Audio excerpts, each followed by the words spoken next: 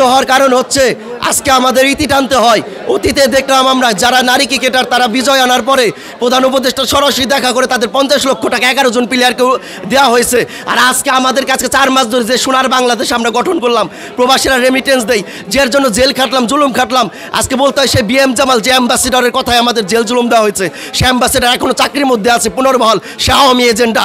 এবং বলতে হয় আজকে আমরা যে 90 আমাদের শান্তির যে নোবেল জয়ী, আমাদের শান্তির প্রতীক, আমাদের সবার স্পন্দন ডক্টর ইউনূস স্যার, আজকে পাকিস্তান সরকার যদি আরব আমিরাতের সাথে সমঝোতা করতে পারে তাহলে আমাদের নোবেল জয়ী যার সম্মান সারা বিশ্বে, তিনি অবশ্যই সমঝোতা করে আমাদের 90 উঠাই দিতে পারে।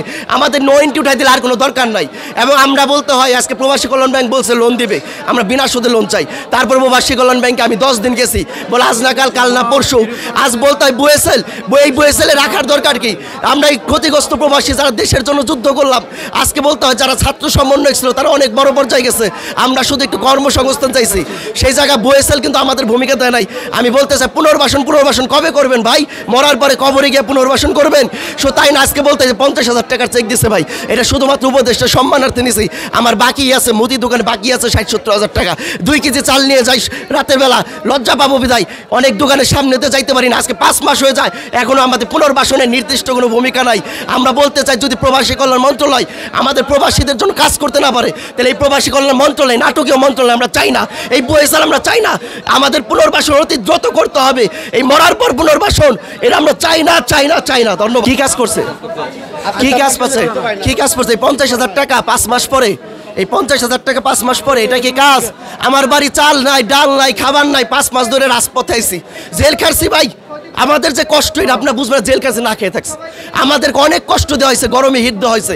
আজকে 5 মাস পর 50,000 টাকাতে কাজ করছে। কাজ কবে? কচ্ছপের গতিতে সরকারি কাজ। কাজ হইলো কোনটা জানেন? ওই যে খেলোয়াড়রা খেলাইছে 50 লক্ষ টাকা দিয়েছে, পরের দিন ওইটা হলো কাজ। আর আমরা তো নোংরা বস্তির ছেলে, কারণ আমরা কামলা লেবার, এই জন্য হলো আমাদেরকে যে 5 মাস পরে এসে 50,000 টাকা দিয়েছে, এটাই কাজ আমি মনে করি। উপদেষ্টা শুধু আশ্বাস উনি প্রথম থেকে দিয়ে যাচ্ছেন, এই করবো সেই করবো, উনি আমাদের বীর যোদ্ধা, রেমিটেন্স, এই তেইলা কথা আমাদের চলবে না ভাই। আমাদের বাস্তবতা লাগবে, কথাই নয়, কাজে বিশ্বাস হতে হবে। আসিফ নজরুল স্যার তার বক্তব্যে বলেছিলেন যে যদি আমি কোনোদিন কোনো মন্ত্রণালয়ের দায়িত্ব পাই মন প্রাণ উজাড় করে কাজ করব। এই হচ্ছে কাজ। 5 মাস পরে 50,000 টাকার একটা মূলা দিচ্ছে জুলাই, এটাই হচ্ছে ওনাদের কাজ। তাছাড়া তো বাস্তবতা দেখতে পাচ্ছি না। ডক্টর মোহাম্মদ ইউনূস আমাদের প্রাণের দাবি, উনি আমাদের হৃদয়ের স্পন্দন। আমরা ওনার সাথে সাক্ষাৎ চাই, 90 উঠানো চাই। আর যদি কেউ ব্যবসা করতে চায় তাদেরকে প্রবাসী কল্যাণ ব্যাংক অতি দ্রুত লোন দিবে, বিনা সুদে লোন দিবে। আর 90 যদি সম্ভব না হয়, বুয়েসেল যে আছে, ওই যে বুয়েসেল, এটা কবে কাজে লাগবে ভাই?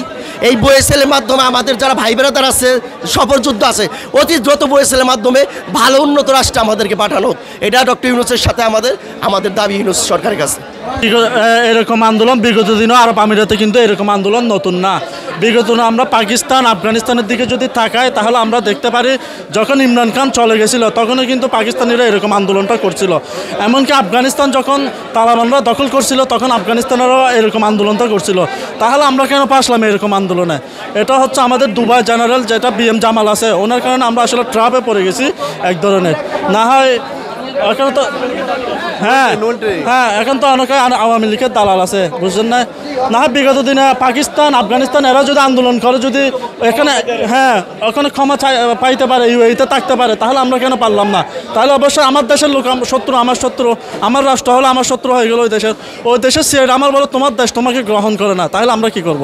সরকার তো ফার্স্টে জানা যায় আমরা 57 জন হয়েছিলাম, যখন আমরা দেশে আসলাম তখন আমরা বাকিদের থেকেও জানালাম, তারপর সেকেন্ড 57 জন আসলো, দেন তারপর 75 জন, এমন এখনও আছে মনে হয় 20-50 জন হয়তো বা থাকবে। এটা তো আমরা সরকারকে জানালাম, সরকার অতি দ্রুত ব্যবস্থা নিলে হয়তো বা তারা আসতে পারবে। তারা এখন ওখানে তারা কোথায় আছে, কীভাবে আছে, এরা ফ্যামিলিকেও শুদ্ধ জানাচ্ছে না, তারা এমনভাবে আছে। আমরা আটকের পর আসলে আমাদেরকে প্রায় 15-20 তলার নিচে, মাটির নিচে, এখানে যেটা বাংলাদেশে প্রচলিত আয়নাঘর বলে, আয়নাঘর থেকে অনেক টাপ একটা ঘর, ওখানে প্রায় সিআইডি অফিসে 15 থেকে 20 তলার নিচে মেবে ওখানে আমাদেরকে বন্দি করে রাখা হয়েছিল, জাস্ট অন্ধকার করে। হ্যাঁ, এমনকি আমরা জেলে এক কাপড়ে 25 দিন ছিলাম, এবং আমাদেরকে পুলিশ জানানো হয়েছিল যে তোমার দেশ তোমাকে গ্রহণ করতেছে না, তোমার দেশ তোমাকে এখানে ঢুকাই দিছে, তাহলে তোমরা আমাকে দোষ দিতে পারবে না, আমার কান্ট্রি তোমাদেরকে কিছু করতেছে না।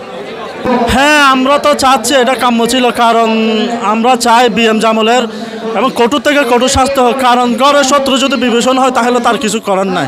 এখন এক প্রকাশে আমাদের ঘরের শত্রু বলতে পারেন, কারণ আমাদেরকে জানানো হয়েছিল যে তোমাদের দেশ তোমাদেরকে সমস্যা করতেছে, আমরা কিছু করতেছি না, কারণ আমরা তোমাদেরকে ছেড়ে দিতাম, কারণ তোমার দেশে বলতেছে তোমাদেরকে না ছাড়তে। এখন এমনকি আমাদেরকে একটা লিস্ট দেওয়া হয়েছিল যে কারা কারা দাঙ্গাবাজ জঙ্গিবাজ তারা, এবং আমাদেরকে আখ্যা দেওয়া হয়েছিল আমরা দেশেও দাঙ্গাবাজ এবং দুবাইতেও দাঙ্গাবাজি করতে গেছি, এভাবে আমাদেরকে আখ্যা দেওয়া হয়েছিল।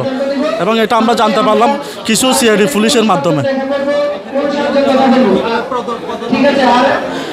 আমরা তো সেটাই তো চিন্তা করতেছি, বিএম জামাল আমাদের সাথে এত বড় একটা অন্যায় করে আমাদেরকে এভাবে বন্দি করে, সে কীভাবে পদোন্নতি পায় এটা আশানুরূপ না।